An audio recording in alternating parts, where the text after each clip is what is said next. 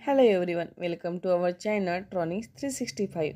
Today I will show you how to download and install the CP2102 driver for ESP32, Arduino and USB to TTL modules.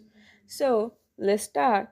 In first step, open the Google Chrome browser and in the search bar type CP210X driver, download silicon tabs and then press enter. Then in the second step, open the first link from Silicon Tabs official website.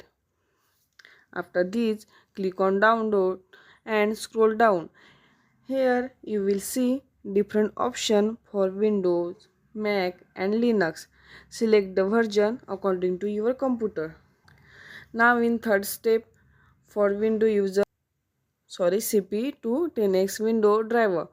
After downloading, extract the zip file. Open the folder and double click on the installer file. Click install, wait for installation to finish. Open the device manager, click on the port. You should see silicon tabs CP10X USB to UART bridge.